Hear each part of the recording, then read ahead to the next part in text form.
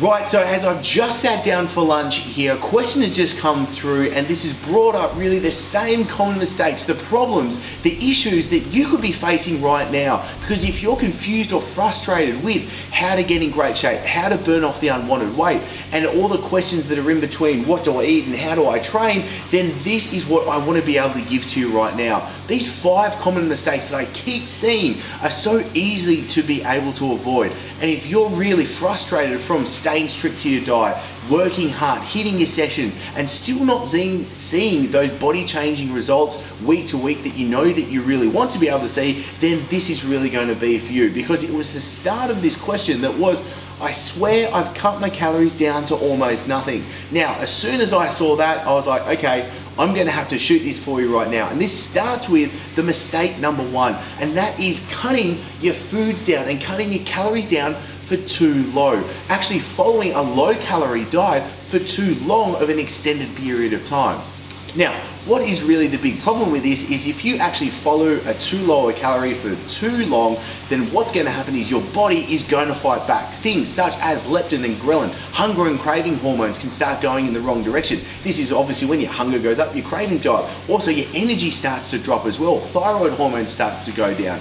Now, this can really come about because of the whole radical diet, kind of like I need to lose weight as quick as I possibly can, and not having any thought on, well, what happens after that? What happens long term as well. Now, on the flip side as well, a lot of people are actually overeating and having no idea about it. But rather than say getting your calorie tracking out every single meal and having to plug that in, what you could do, and what's even easier and what I find simpler and can get fantastic results, is just keeping a food diary to start off with. This is going to give you a really good insight, and if you use other episodes that I've got there for you, such as the portion control guide, understanding what foods you need to be eating, this makes it a much simpler idea for you, where you can understand what do you need to put on your plate, what's going to be satisfying you, and what's going to be able to give you the results that you really want to as well. Because as I delved into the whole email that she sent through for me, there was a common theme with this as well, and this was the whole binge and overeat scenario. What happens is,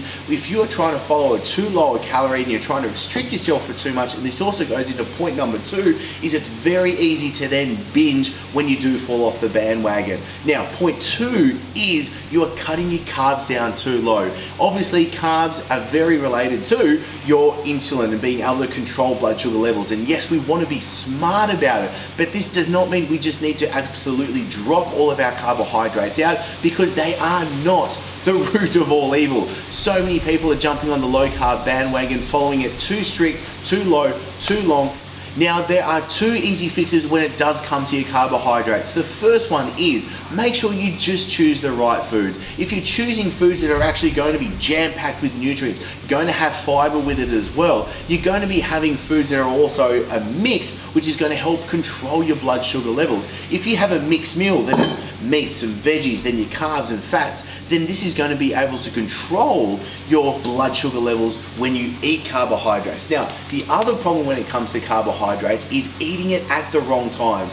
What's a really common scenario people can get wrong, because look, we've all been told a breakfast of cereal and toast and juice and bagels and whatever. No, that's not the greatest. We've found that breakfast can be much better when it's focused on proteins and fats, not just for the body and actually getting in shape, but also for your brain and actually having function throughout the day and energy throughout the day as well. So what we do is, let's time your carbohydrates around the best time in which your muscles are going to be able to pull those sugars into it, and which means you can avoid fat storage as well. And this is obviously around your training time. So starting with eating carbs after your training session. And this doesn't mean you have to bolt straight after your last rep in the gym, slam down your protein shake and then start slamming down some carbs. It's not that. The window in which you've actually got to be able to help use, because your body's insulin sensitivity is higher, is a lot longer. But you can use this window effectively to be able to enjoy your carbohydrates at those times as well, and not just have to deprive yourself all day, every day from it. Now, the third big mistake is training that doesn't suit you. Now, this can come through a few different ways, so let me explain here. Firstly, so many people are actually overtraining. They're just doing too much and they're under recovering. They're going too hard at it, especially when it comes to cardio. Now, you know that I am a fan of cardio, even that's a very broad term. So we need to make sure that it suits you and your goals, suits you and your recovery, and suits you and your lifestyle as well. So many people are getting fed up because they're slamming the pavement, they're going for runs every single day, when your training needs to be focused on smart resistance training to start off with. This is going to be able to give you the bang for your buck, because what happens so much of the time, especially with males and females, is their hormonal environment is out of balance, out of whack for a technical term. So what do we need to be able to do? Especially we need to be able to help increase growth hormone, even DHEA production, and things such as weight training with smaller rest intervals, having it designed smart so it helps increase lactic acid, which then helps increase your amount of energy and fat burning. What about the use of high intensity interval training? Now, again, this is on the flip side, so I'm going to have to explain this through.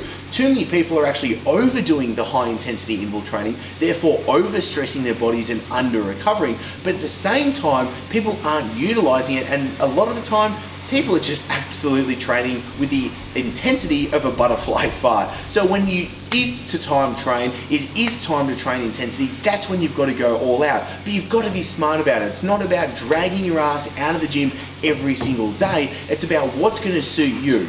Now, the fourth big mistake is you are overstressed, and this comes down to a couple of key critical factors that you can put a simple fix in to start off with, and that first fix is, are you actually feeding yourself the nutrients that you need? If you are undernourished, you are not going to be able to have the building blocks, the nutrition that your body needs to be able to thrive on. So that's why we say in My Body Blend, bridging the nutrition gap. What do you need to be able to get your body so you know that it's getting everything that it needs to? But secondly, especially look, we all live everyday busy lives. We've got a lot on our plate, literally, figuratively. And then what we want to be able to do is obviously not be overstressed, not have constant cortisol production all day, every day at high levels, and it be at chronic amounts. So what we can do is, can you start a breathing or a meditation practice? Meditation is not woo-woo. It's very much, there's so many free apps, there are so many guided meditations that you can start with. It's simply just being able to unwind, give yourself at least 5 minutes in a day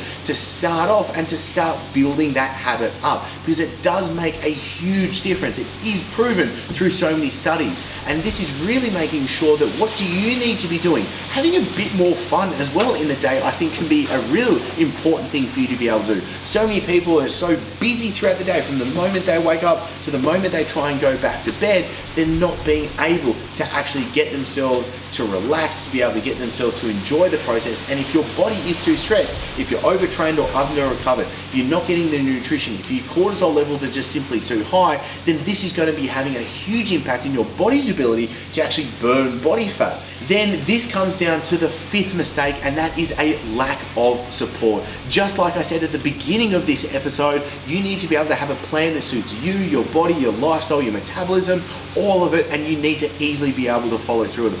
What is a point of trying to follow a one-page diet or a training program, the whole thing, if it just simply is too hard or too confusing? It's not going to work. This is where we can make it so much easier. So it's really about who can you go to that's going to be able to give you some advice that is specific for you. What about the people around you as well? What about the actual support system, your social support system? This is so important. Like, this is why I designed the NBB tribe, to have a massive part of the element that is the support system. Now, I understand a lot of people think that this isn't very important, but it really is. Especially if you've got people when you're wanting to eat healthy and they're like, what are you eating that for? Why don't you eat some of this? Why don't you have a donut? Why don't you come out for a drink with us? And you're really focused on your body and your health, and you want to follow and you want to change. It doesn't help having the support network that pulls you away from that. And just like the famous quote goes, you are the average of the 5 people that you hang around the most with. Why don't you start changing that influence in that support network that you do have to be able to help you move forward so much easier? And this really also comes to that we're all different. We all have the different lifestyles, the bodies, everything that I said before, but this really is why there's such a huge different pendulum of the opinions out there for what is going to get you into the shape that you want, that is going to get you into the body that you want, and that is why there are so many different opinions and everyone's saying mine's the best, and that's not what it's about. It's really about dropping the biases and understanding what is going to work for you from a scientific point of view, from what's actually going to work on a day-to-day realistic point of view. How do we combine realistic and idealistic together for what you're going to have? So this is why you can have a friend that might be eating heaps of carbs, or might be training heaps, and then suddenly you start following their plan and it doesn't work for you. Then you jump to someone else's plan, you try and copy them, and it still doesn't work for you. This is why we want to be able to give you, this is why I want to be here and stop myself from having my lunch just now, because I want to give you the insights that you can put into play as of today as well. Now, this really comes to the last point that I want to leave you with, and this is so important because I feel like this is what's causing so much of the confusion and frustration, and that is people that are caught up being too outcome focused. And what I want you to be is behavior focused. And the difference is, and I'll explain this super quick, is outcome focused is thinking, I want to be, say, X kilos. So you're like, I want to be 100 kilos, or I want to be 5% body fat, and every single day, like, I want to be 5% body fat, I want to be 5% body, and you keep thinking about the outcome that you want, and that's fantastic. You do need to know what that outcome is that you're working towards for absolutely everything, but you need to be focused on what are the actions, what are the behaviors that you need to be doing on a day-to-day basis to get you there. That's why every single member, every single client that I work with, we get them just focused on the actions they need to do. I want you waking up every single day and going, all right, you know what? If I just do A, B, C today, I know that I'm going to get X result down there. And we continue to change the plan to make sure that we straighten it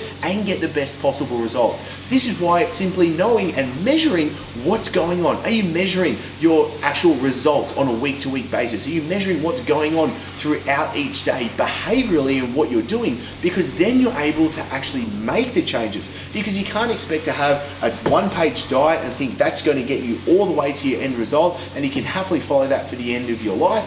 That's not going to happen. Please don't think that. That's why we're going to have little changes along the way, because every single client I work with has to check in each week. It's a quick, easy check-in that allows me and allows them as well to see what's going on, make a few small changes, get even faster results.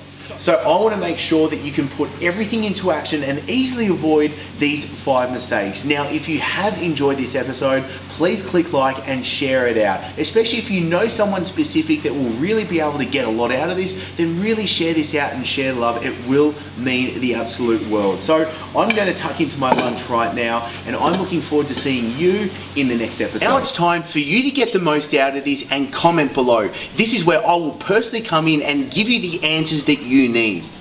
And as always, the best discussions happen over at mybodyblend.com. This is where I can give you all the guides, programs, and insights that I can't fit in these episodes. Plus the free diets and workouts are there waiting for you now. And if you did like this episode, then be sure to hit subscribe so you never miss an episode and I can send them straight to you. I'm looking forward to seeing you soon here and in the My Body Blends only community.